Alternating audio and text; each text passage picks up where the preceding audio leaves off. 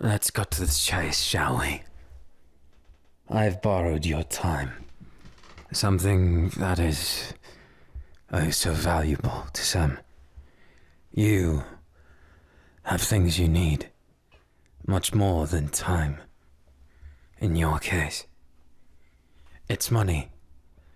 You see, I know a great deal about you. I know exactly why you're looking at me with those eyes. What you're thinking, what you're dreaming. Lots of little details dancing behind what seems like nothingness. A whole lot of nothing behind it. Not quite. You need something, and so do I. That's why I've taken to the grace of borrowing your time, with your consent, of course. This is consenting in the fact that we both mutually need another.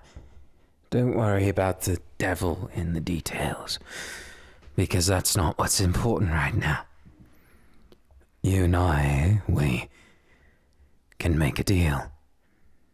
I need someone to convince my father that, well, that things are fine for me.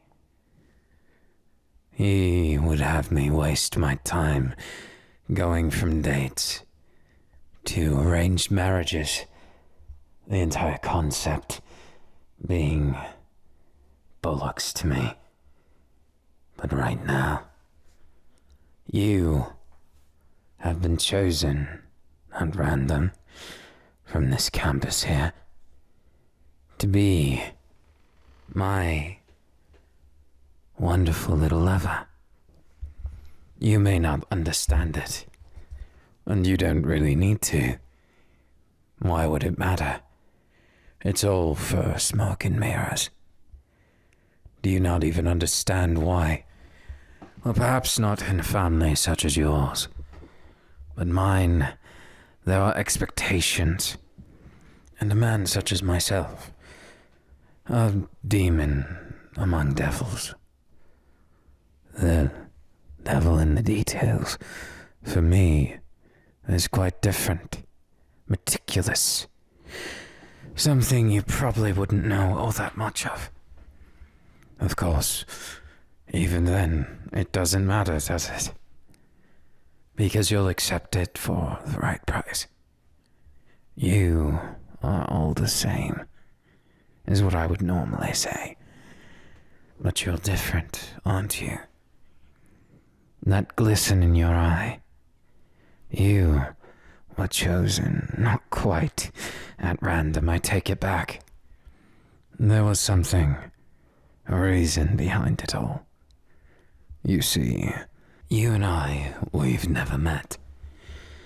That is perhaps the biggest reason why I chose you. We're complete strangers.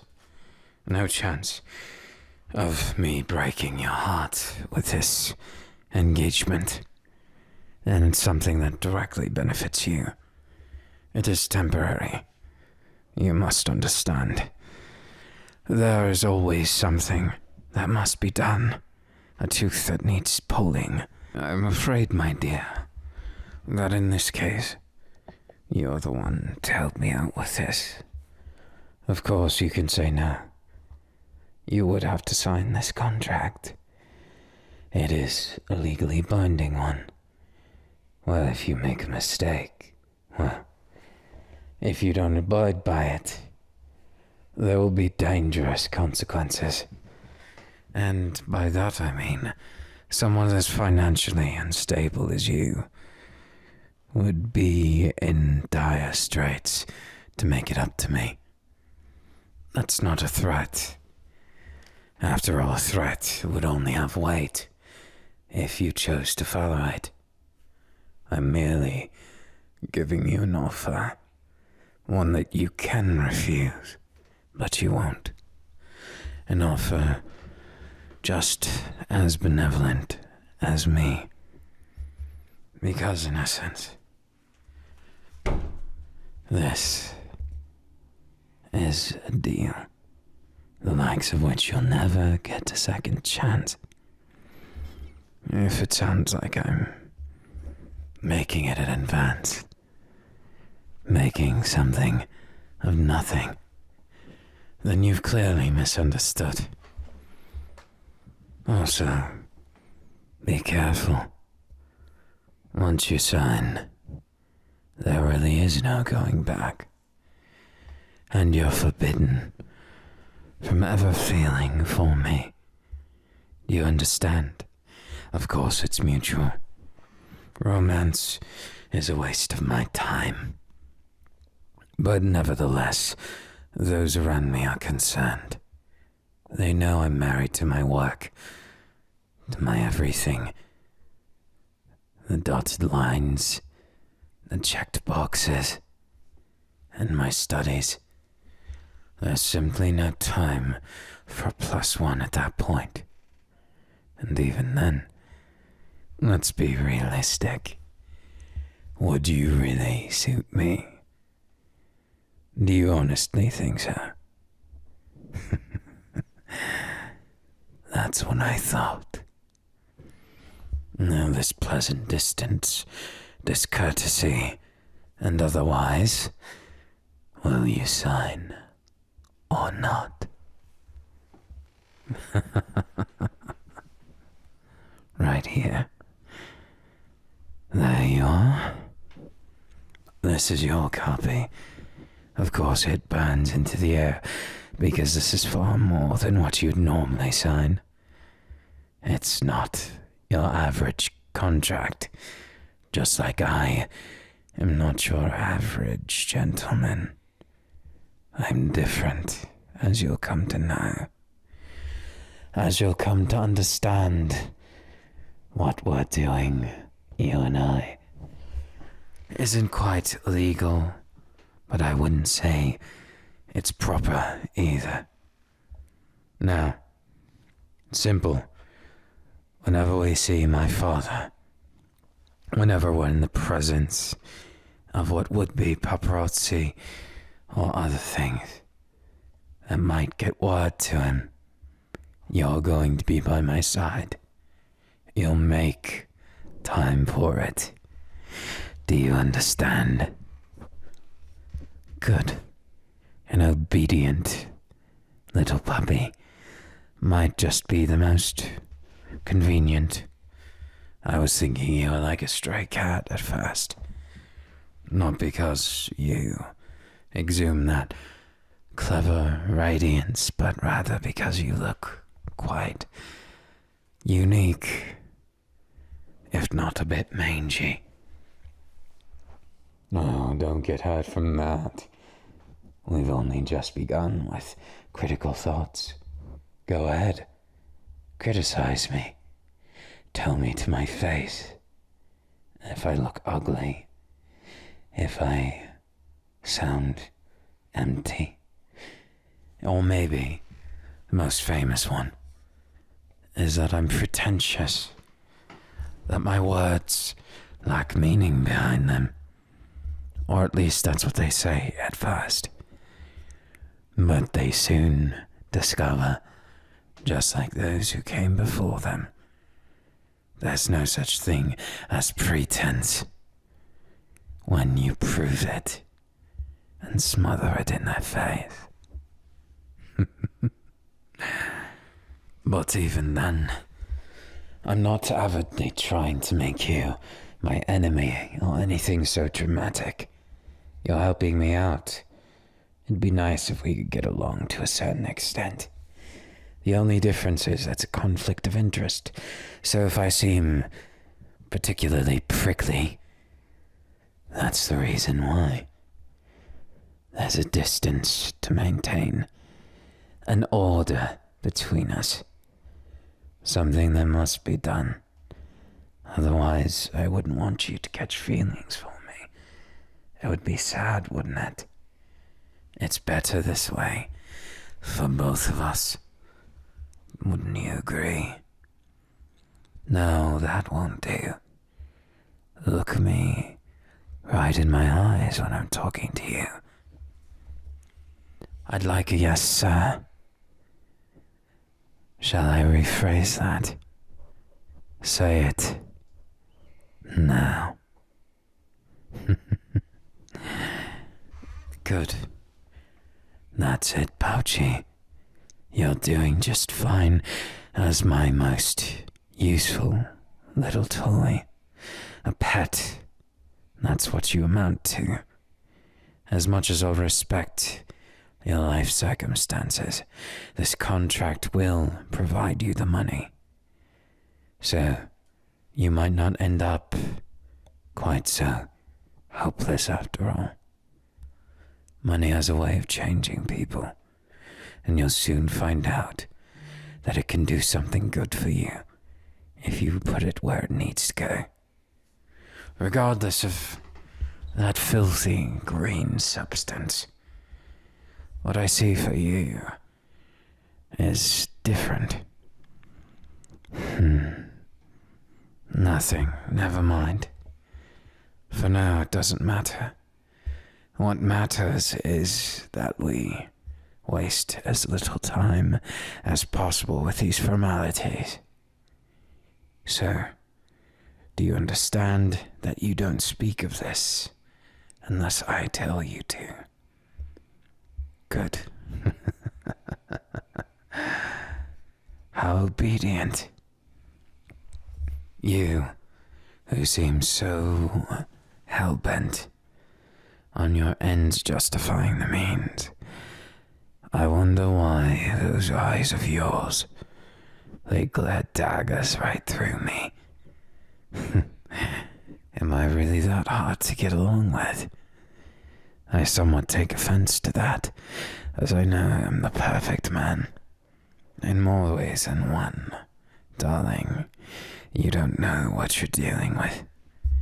I'm afraid if you don't find me attractive, then you must be, in part, quite loopy, if I do say so myself.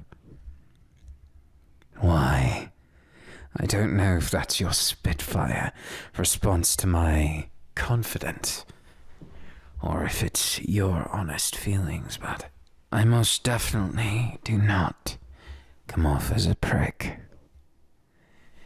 You're just making it up now.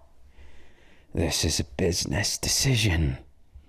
You'll get used to those eventually. When life catches up with you. You see, it always does. I spent most of my younger years fooling around until I couldn't anymore. Why I'm telling you, I wonder.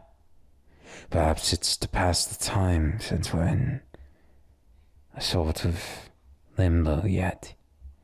My appointment's not for 20 minutes, so for now, I suppose you'll have to deal with me, won't you?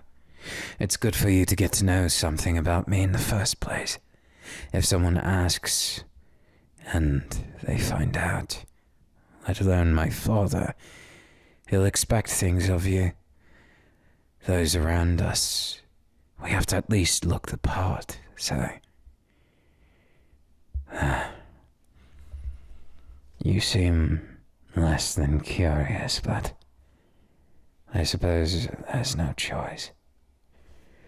I grew up early on. It wasn't a very easy life.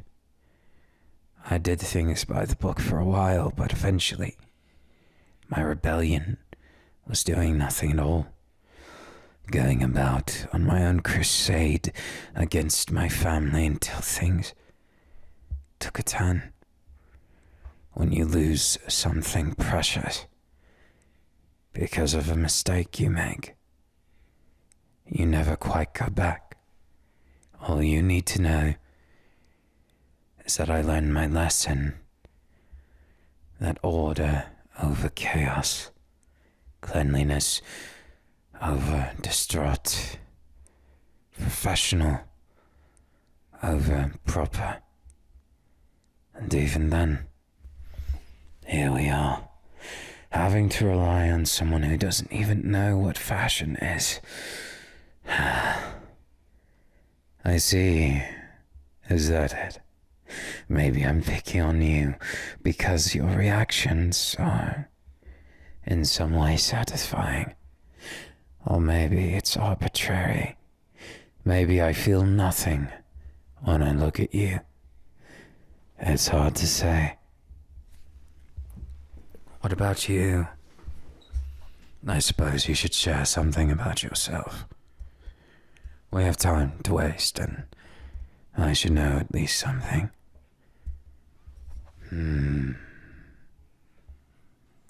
I see. Particularly, I can say you're at least more interesting than most at the school.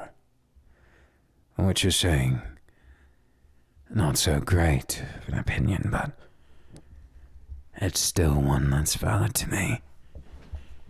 So I suppose you're not so bad. For someone as aloof as you, that is. What's wrong with calling the kettle what it is? And the college student what you are? Poaching. But then again, does poaching really suit you? Or is it more that stray that never had a place, right? You seem to always have that condescension when you speak. I wonder why. Is it because you think I'm stuck up?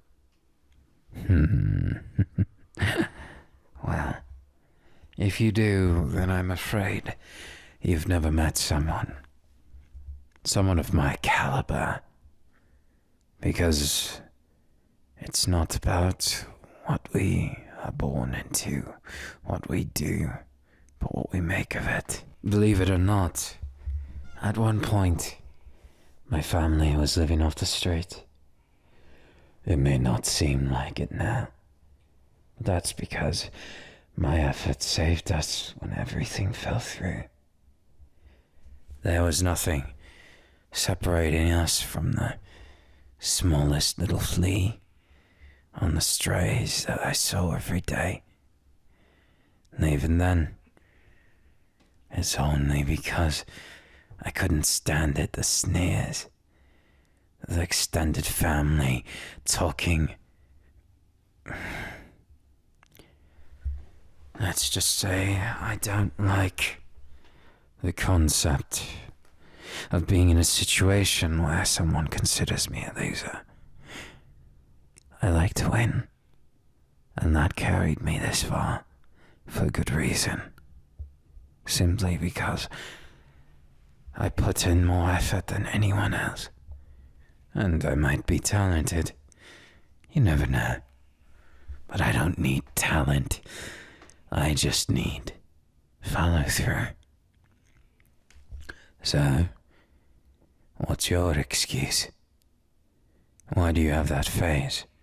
You seem like you have got mixed feelings on the subject.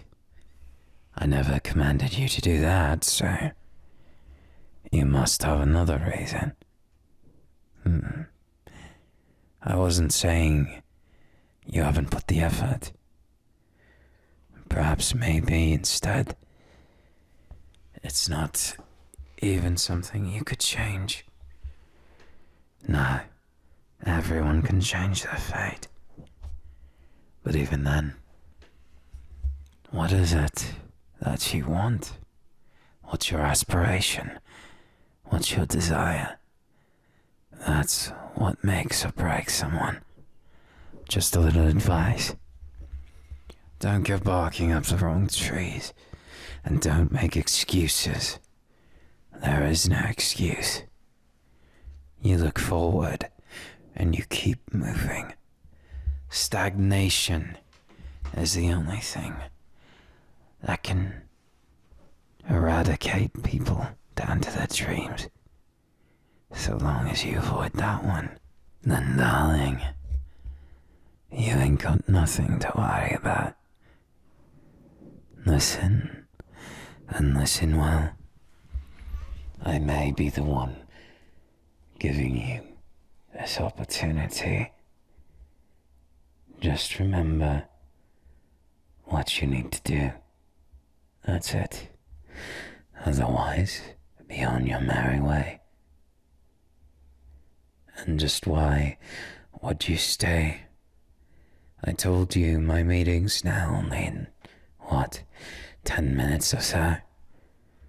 You'd really stay. You must have such little to do, I take it. What a carefree personality for someone who's knee-deep in college. I suppose it is just 10 minutes, isn't it?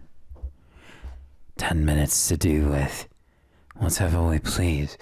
But what if that contract that you signed without even looking at the fine print included something else?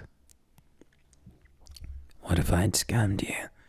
Why did you sign without reading it all? You trusted me. Someone who borrowed your time without asking for it, and then strong-armed you, by some people's standards, into a contract you couldn't refuse. You trusted me. If that's really true, you're almost pitifully naive, aren't you? I almost felt bad for a moment, because the fine print always speaks the loudest. Well, what if I had an addendum? Something to add layers onto it. Of course, without the opportunity of escape. What then?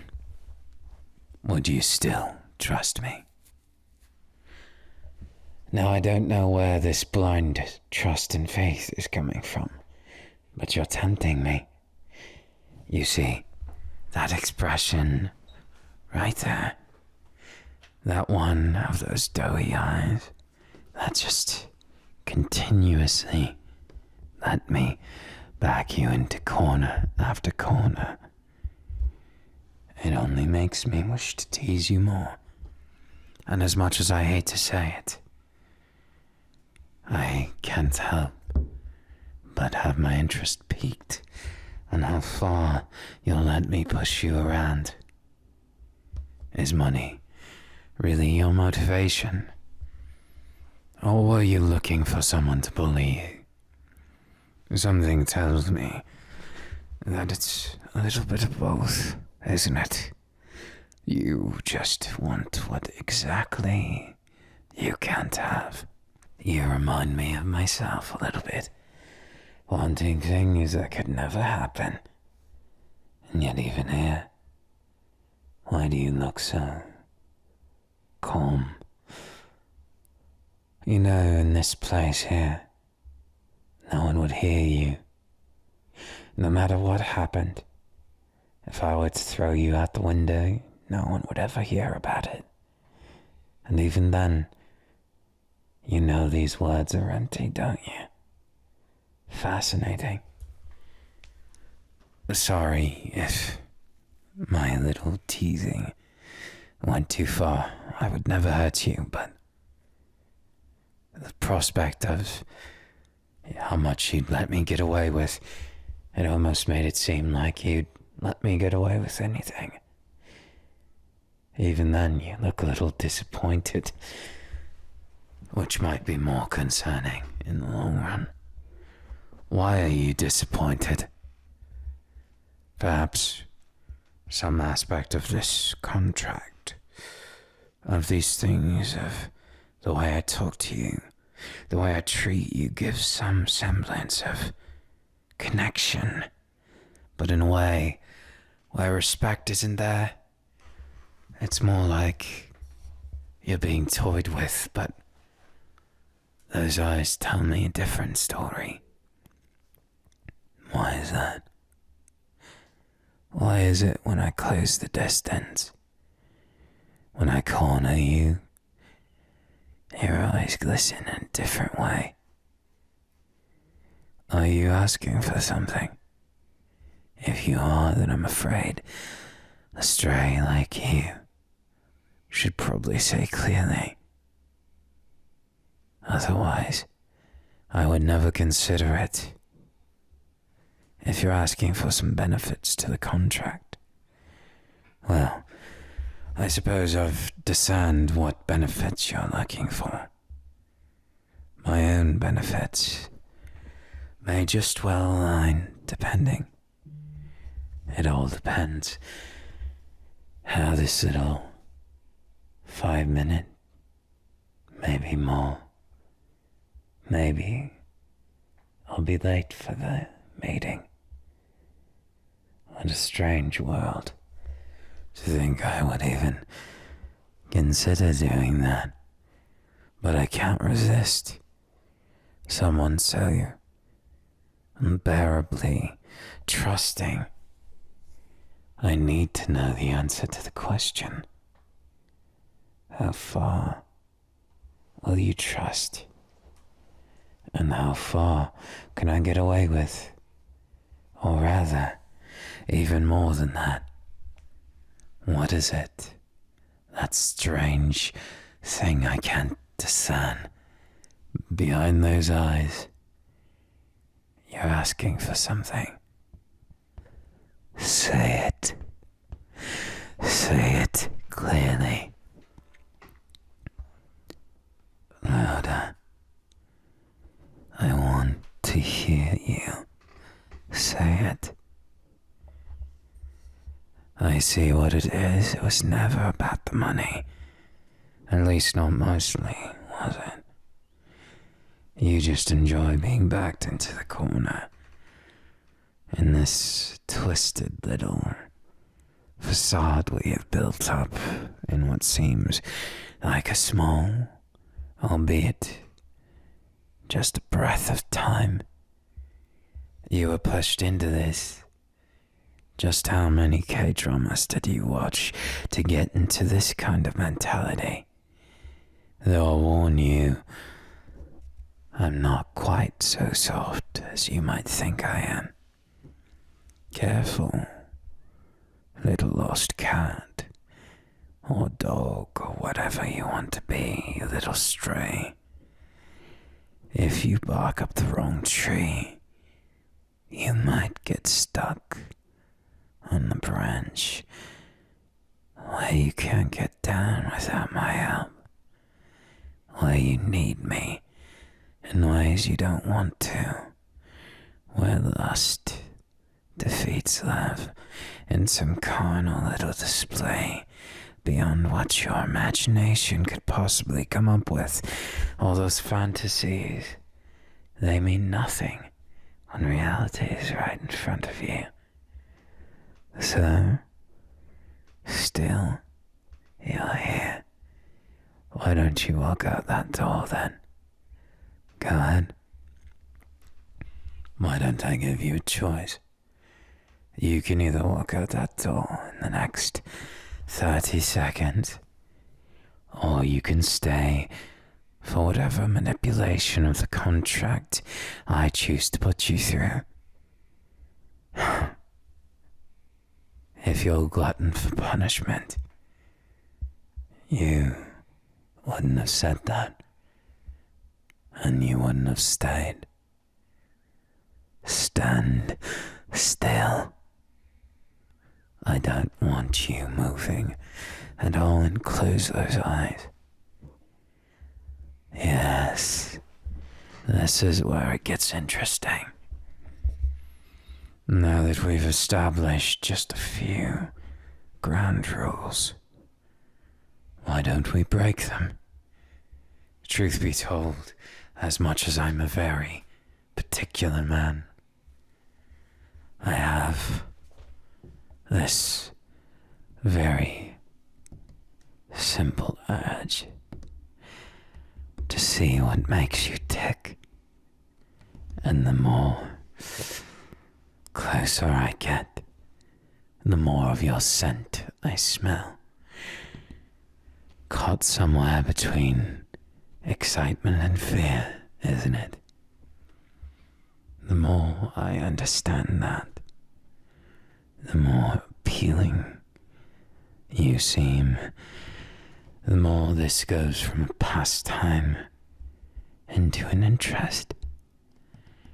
You might just be my newest hobby, now that you've chosen to forego escaping this little reality of being whatever I want you to be. You know, contracts can be quite a scary thing, just like breaking them. But this goes beyond a contract, doesn't it? This is a lot more than that. You seem to want something only I could give you in this moment. You who resolved yourself to accept such a fate so easily can only make me think you invite such chaos, and yet even still, don't move, don't open those eyes. I told you, I'm far from done with you. Is it exciting? The way I walk around you, the way I whisper in your ear. I know you can feel the hot breath against your ear like that. I know you can feel how close I am to you and how far away. Does that make you feel something more? The fact that there is nothing to distract me from you. You are my focus right now. You made me late for my meeting. You're quite a bad little stray, aren't you?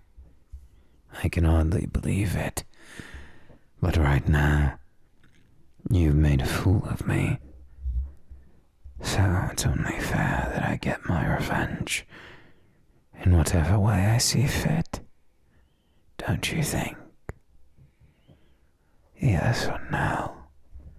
Make it clear. Nod your head or shake it back and forth. Good.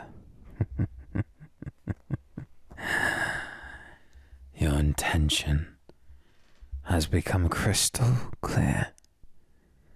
What you want is clear, written all over those features, even with eyes closed and lips trembling. You know exactly what path you've chosen, and it excites you, doesn't it? That of a man of power encircling you like a wolf around a rabbit. You're nothing if not interesting. How you threw yourself to the wolf. Does that make you a masochist or curious? I wonder, this contract of ours, will it break first? Or will you? Are you alright?